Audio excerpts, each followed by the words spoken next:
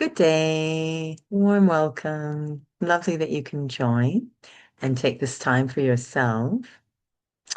Today, we are going to explore something a little different. Usually, we think of meditation, we think peaceful, blissful, light. And yes, I certainly hope all of that is going on.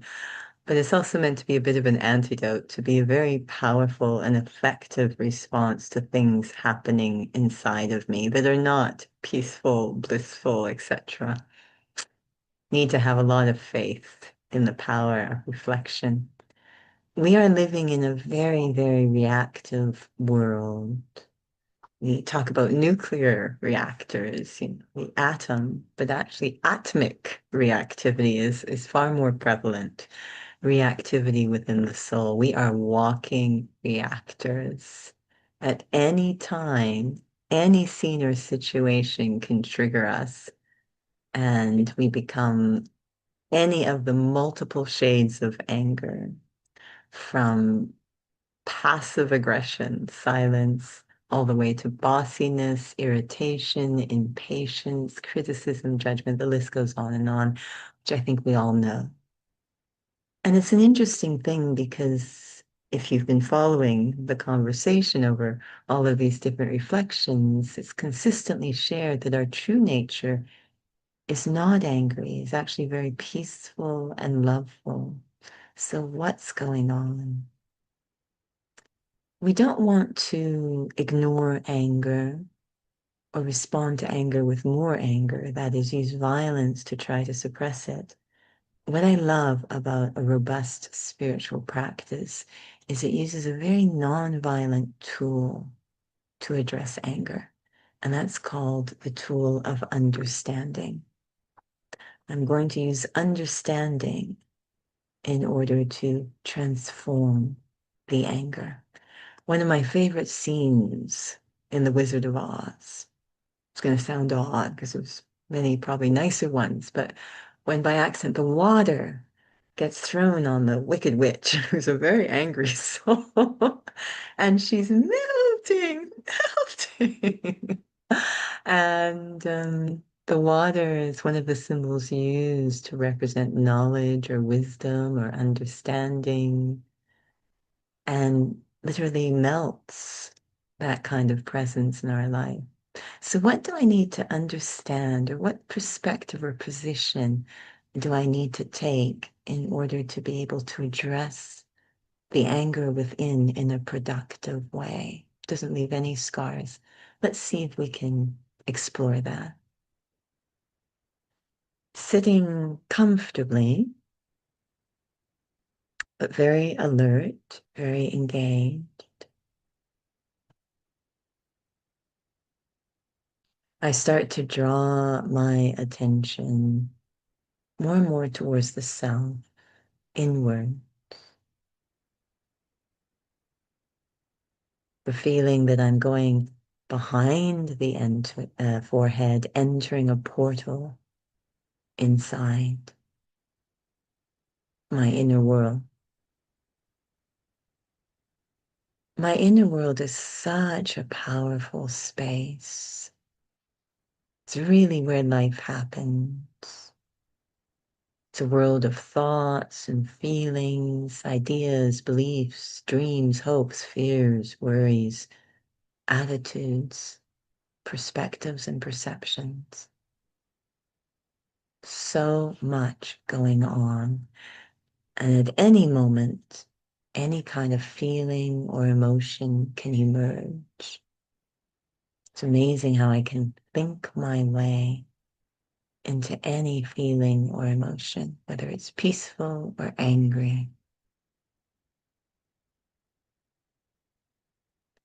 I am happiest, most at peace with myself when I am peaceful, loving, kind. And I'm very disturbed, in conflict with myself when I have conflict with the outer world. In fact, It's probably the conflict inside that's leading to conflict with the outer world. That's the first thing I want to understand. It is the relationship with myself that colors every other relationship I have, whether it's with people, with situations, even with the elements.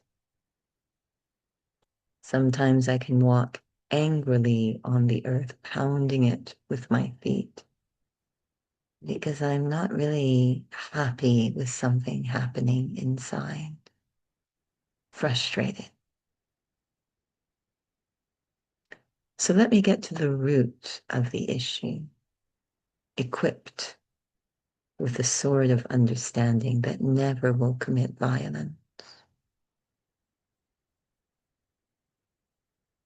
How is the relationship with myself?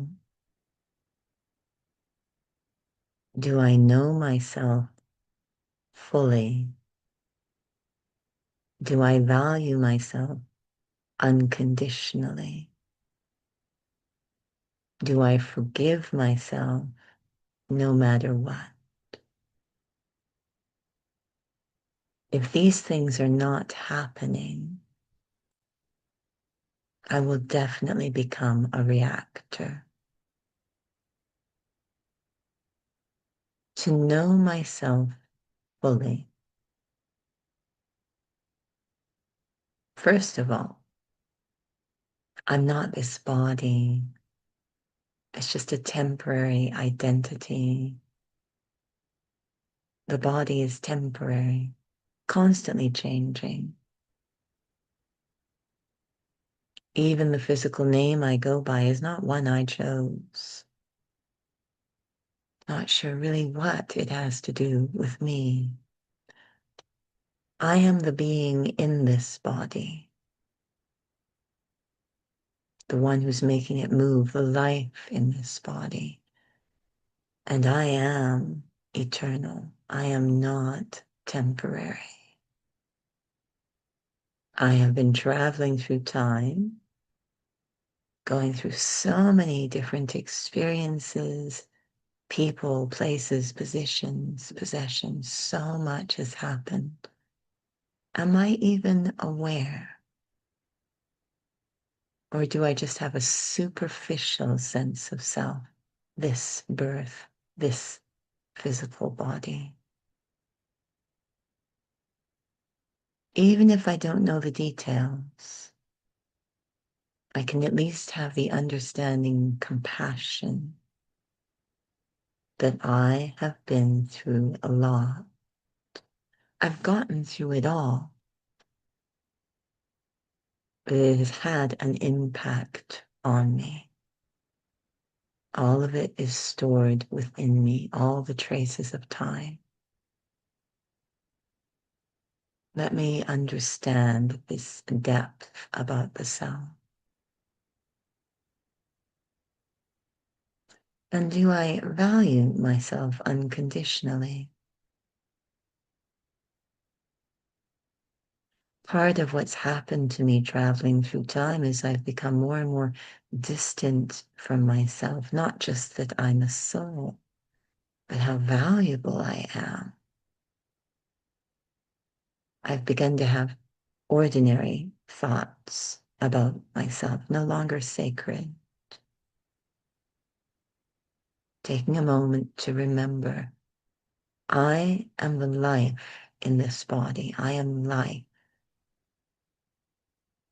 So valuable. I am also quality of life in this body. The things we value most can only be found within ourselves, within the human soul. It is within us that there resides peace, kindness, care, respect, dignity. These are not physical commodities. They are part of the spiritual makeup of the soul. It is only because I have forgotten that I lost these capacities. They are all still there, waiting to be unlocked. I am the one the world is waiting for. How valuable I am to myself and this world. I am one of a kind. And do I forgive myself? I will never learn if I don't forgive. I do make mistakes. I can use them either to punish myself, to become intolerant towards myself, or I can use them as an opportunity. How else would I learn, grow, develop wisdom, experience? Always having such faith in the self makes forgiveness easier. And if there's forgiveness, I can grow. Cultivating these arts in relationship with the self will create a more beautiful culture, more peaceful culture inside. And very naturally, without even having to focus directly on it, slowly, slowly, the anger will melt and the love will increase, will grow. Let me not focus on trying to control the anger, but focus on cultivating these arts towards myself, knowing myself deeply, valuing myself for the right reasons, and forgiving myself so I can grow. Om Shanti.